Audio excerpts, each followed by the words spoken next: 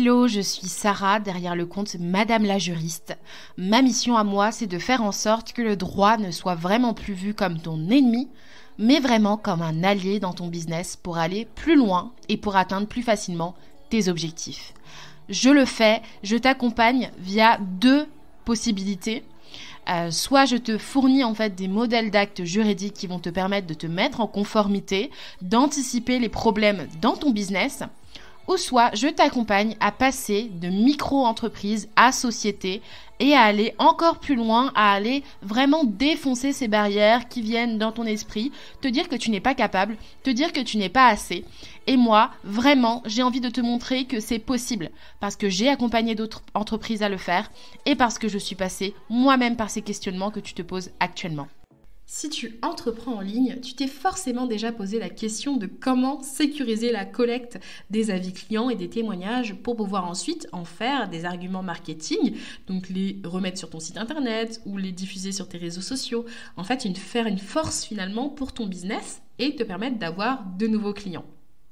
Donc, moi, je vais te dire dans cet épisode de podcast quels sont les process juridiques à respecter pour ne pas te retrouver finalement à avoir des clients qui soient mécontents, qui te forcent en fait à supprimer leurs témoignages ou qui refusent d'être diffusés sur ton site internet parce que ils n'auront pas donné leur consentement au préalable. Et je vais t'expliquer pourquoi ça a un impact sur différentes sphères juridiques et que cela peut du coup avoir des conséquences et des retombées assez quand même coûteuses pour ton entreprise.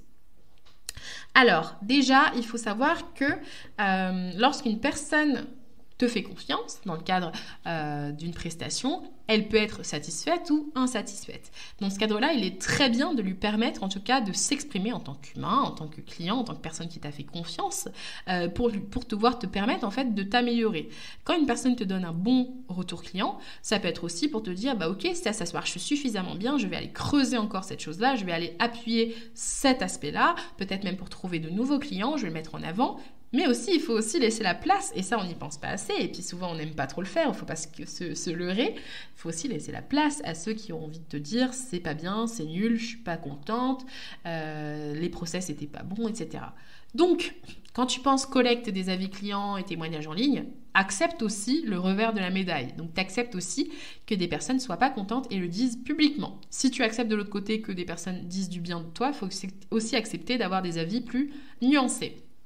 Une fois que ça s'est intégré dans ton esprit en termes de mindset, mets-toi à la place de ton client. Dis-toi, mon client, qu'il ait été satisfait ou pas, il a envie de donner son avis. Quelle peut être la manière la plus simple pour lui de donner son avis, sans se sentir oppressé, sans se sentir aussi harcelé par des messages genre « donne-moi ton avis, donne-moi ton avis ». Donc, mets en place déjà un process hyper simple pour permettre à ton client ou non de le faire de manière assez libre, de te donner un avis, un retour d'expérience client. Ça peut être, c'est pas obligé d'être toujours par des commentaires, ça peut être aussi par des avis en ligne, écrits, ça peut être par des avis vidéo, par des avis audio. Ça peut être aussi par des épisodes de podcast, donc des épisodes de podcast où vous allez parler de son retour d'expérience. Et c'est un format d'ailleurs qui est sous-coté, mais que je trouve super intéressant à exploiter. Mais avant de faire tout ça, avant de pouvoir exploiter les avis et les témoignages en ligne de tes clients, il faut leur demander l'autorisation de le faire.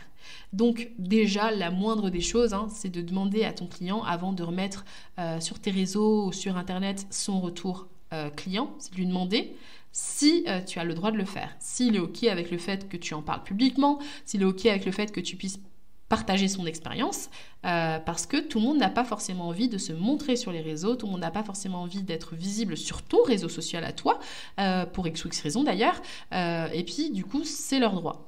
Et pourquoi j'insiste sur le fait que c'est leur droit ? C'est parce qu'il y a au moins 4 sphères du droit qui sont connectées lorsqu'on parle des avis clients et des témoignages en ligne. Premier impact direct, c'est au niveau du RGPD.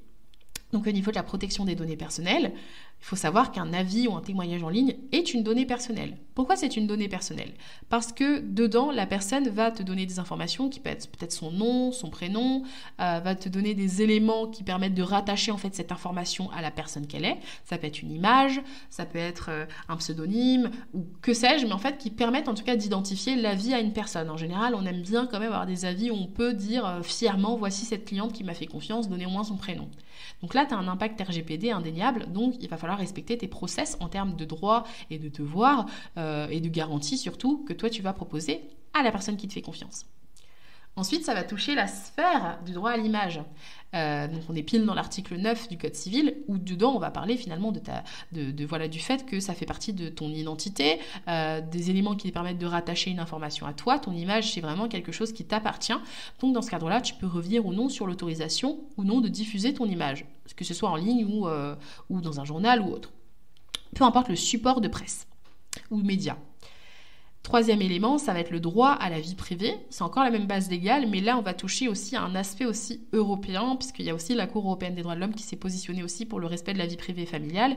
On n'a pas forcément envie, quand on donne un avis pour aider un entrepreneur, que cet avis soit public, parce qu'imaginons une personne qui va venir te voir dans le cadre d'un accompagnement en coaching amoureux, par exemple, dans le cadre d'un accompagnement parce qu'elle a trompé son mari, et qu'elle te dit, grâce à ça, ça a permis de faire des choix plus éclairés.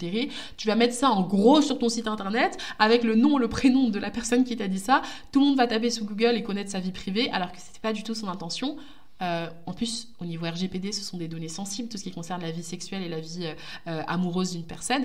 Donc, tu vas te retrouver vraiment dans la sauce si la personne t'a pas donné son avis de manière publique. Donc, fais attention à tout ce qui est respect de la vie privée, s'il te plaît. Et enfin, il y a le point qui concerne la propriété intellectuelle. Donc le fait qu'une personne t'écrive un texte, ça semble tout anodin, et pour autant ça relève de son intellect, ça relève de son intelligence, ça relève de son idée à elle, et c'est elle qui a juxtaposé les mots de telle ou telle manière, donc ça fait partie quand même de sa propriété intellectuelle en tant qu'auteur, en tant que créatrice de ce témoignage-là. Donc ça touche quand même 4 sphères assez importantes. Si on t'attaque sur les 4 sphères, t'es morte, quoi, si jamais t'as pas sécurisé. Si jamais tu as vraiment envie de diffuser des avis clients, mais que tu n'as pas envie de toujours aller demander l'autorisation aux personnes directement, à chaque fois de signer un contrat, etc., que tu trouves ça lourd, parce que oui, si tu demandes l'autorisation, il faut aussi le matérialiser par un écrit, donc avoir un contrat de cession de droit de diffusion pour tous les droits en question, RGPD, traitement des données personnelles, images, vie privée et propriété intellectuelle. Au pire du pire, tu as 2 solutions. C'est soit tu collectes les données que tu reçois en DM, parce que ça se fait beaucoup, je vois beaucoup ça, mais tu les anonymises. Pour moi, je trouve ça, c'est pas le plus cool, mais ça a quand même quelque chose qui peut passer, de prendre, en tout cas, si tu as bien sécurisé tout ça dans tes CGV, bien sûr, mais de prendre les avis de tes clients et de juste mettre les commentaires sur les groupes ou autres et juste les anonymiser, donc de pas les rattacher à un prénom ou un nom. Ça dépend des personnes. Moi, j'aime pas qu'on fasse ça, mais je veux dire que c'est une parade qui reste légale. Ça, c'est OK. Et la deuxième parade, c'est de tout simplement passer par un site officiel de collecte d'avis clients qui va ensuite sécuriser le tout. C'est-à-dire que si la personne, de son plein gré, elle écrit sur Trustpilot ou sur Google pour te donner un avis client, tu vas éviter tous les problèmes de droit, de cession, de vie privée, droit à l'image et tout, parce que la personne a le droit ensuite de supprimer elle-même son commentaire et elle le publie d'elle-même. C'est-à-dire qu'elle n'est pas forcée, elle n'est pas contrainte à le faire, elle le fait d'elle-même. Alors que quand il s'agit des témoignages qu'on t'envoie par mail ou par vidéo directement ou en privé, on pourra plus facilement remettre en question le caractère volontaire en fait d'être public dans le cadre de cet avis client-là. Donc voici les 2 parades que moi je te mets à disposition, mais de manière générale, voici mon propre process. J'ai toujours une clause dans mes conditions générales de vente et dans mes contrats qui indique la possibilité pour l'entreprise de rediffuser les avis, les témoignages clients qui sont donnés sur la plateforme. Et en interne, quand j'ai envie d'utiliser par exemple un support audio, un support vidéo ou de faire intervenir une cliente dans mon podcast, je lui fais signer un contrat de cession de droit de diffusion. Comme ça, je suis sécure. Je explique aussi à la personne quels sont les endroits où ces supports pourront être diffusés. Comme ça, il n'y a pas de mauvaise surprise. Elle le sait au moment où on signe ensemble. Et je sais que c'est fait de manière propre, respectueuse et que je peux prouver chacune des démarches. J'espère que ça t'a été utile, en tout cas comme épisode de podcast.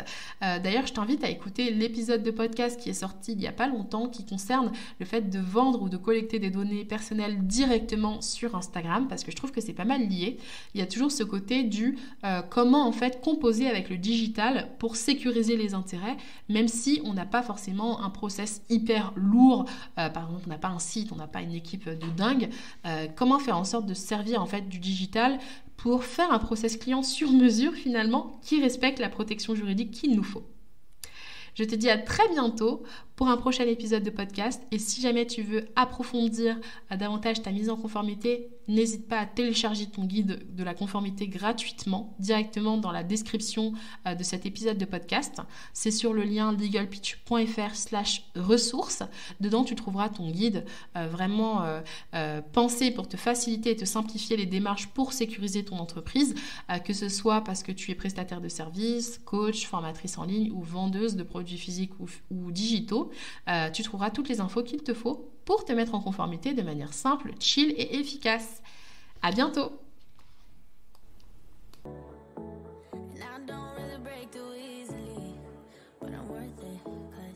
Slip into your dreams tonight.